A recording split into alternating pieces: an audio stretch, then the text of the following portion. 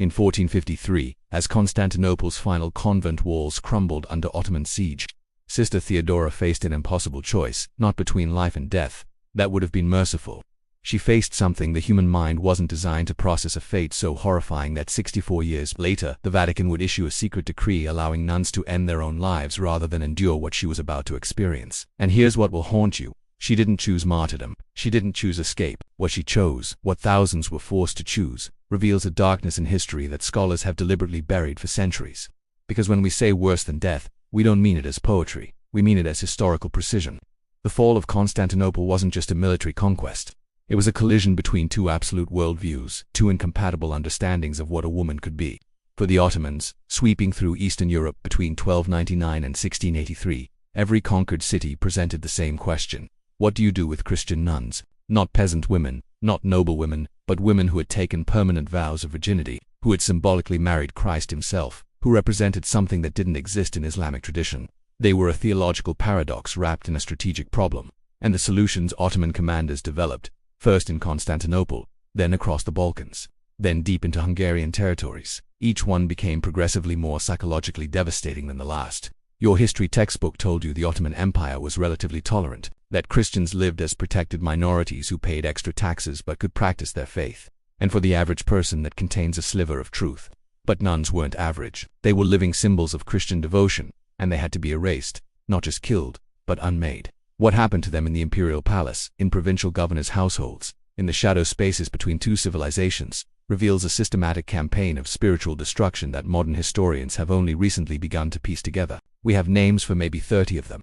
The rest, somewhere between 4,000 and 8,000 women, simply vanish from every record, every census, every historical account. They became ghosts long before they died. Here's what nobody tells you about the young, educated nuns captured in high-profile sieges. They were brought directly to Istanbul, to Topkapi Palace, to the one place in the Ottoman Empire where Christian women disappeared behind walls so high that even most Ottoman men never knew what happened inside. The imperial harem held 300 to 500 women at any time. Concubines, yes, but also something else, something that Venetian diplomatic reports from the 1520s describe with chilling specificity. Former Christian nuns brought there not to become concubines but to serve them. And if you think you understand why that's horrifying, you don't, not yet. Think about the psychological architecture of this torture. If you're a nun who has devoted 15 years to virginity, to Christ, to rejecting earthly marriage, being forced to become a concubine would shatter your soul, yes, but at least your role would be clear. At least you would understand your captivity. Instead, captured nuns were made servants to the women who slept with the Sultan.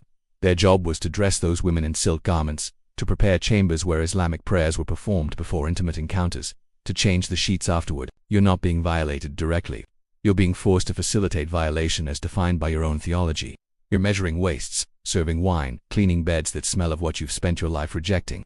Every single day becomes a forced betrayal of everything you believed your life meant. The Venetian ambassador Pietro Bragadin wrote in 1526 that the Ottomans kept holy women not for pleasure but for demonstration, to show them daily that their God had abandoned them, that their vows meant nothing. One account describes a former abbess, the head of her entire monastery, assigned to teach Italian to the Sultan's favorite concubine. Every evening that woman would return from the Sultan's chambers and practice her Italian by describing in exquisite detail what had occurred. The abbess was required to correct her pronunciation. Imagine that. Imagine your entire spiritual identity reduced to grammar lessons about your own theological destruction. Between 1453 and 1600, historians estimate that 200 to 400 nuns passed through the imperial harem. We have records of maybe 30 names, the rest simply vanish. No death records, no ransom negotiations, no letters smuggled out to desperate families back home.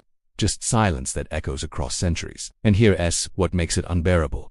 The harem was merciful compared to what happened in the provinces, where Ottoman governors operated beyond diplomatic oversight, beyond even the Sultan's gaze, where they didn't need to demonstrate imperial sophistication.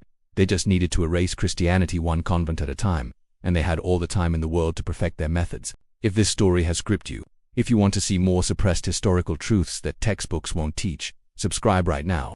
Because what I'm about to tell you next, about the nuns who chose a third option that even their own church considered worse than capture, when this story crosses from historical tragedy into something that will change how you understand human endurance and human cruelty forever.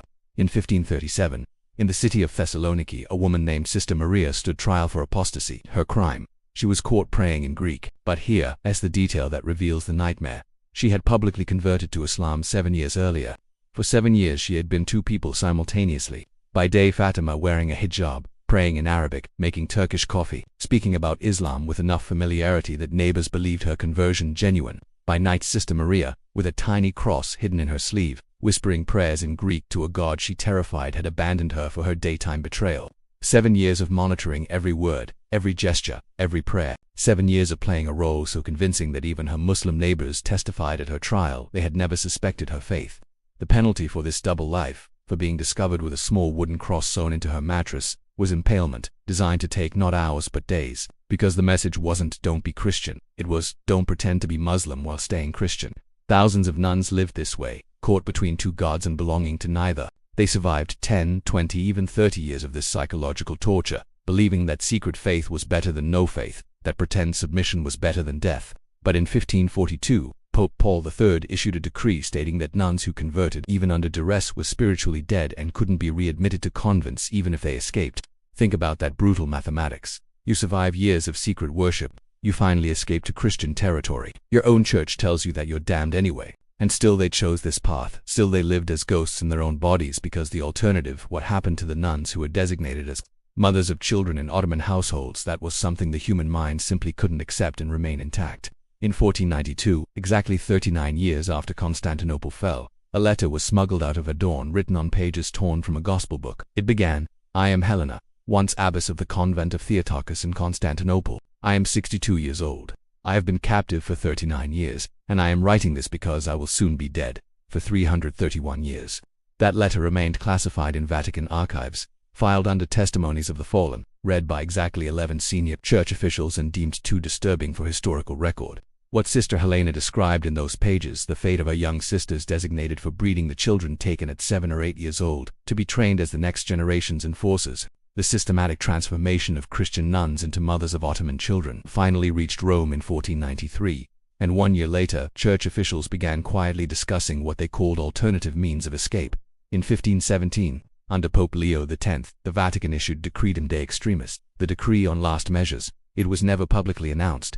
It stated that in extreme circumstances where violation of sacred vows was certain and unavoidable, a sister may choose to commend her soul to God by her own hand. The Catholic Church, which had condemned suicide as mortal sin for over 1,000 years, gave nuns facing Ottoman capture permission to kill themselves, and they took the Vatican at its word.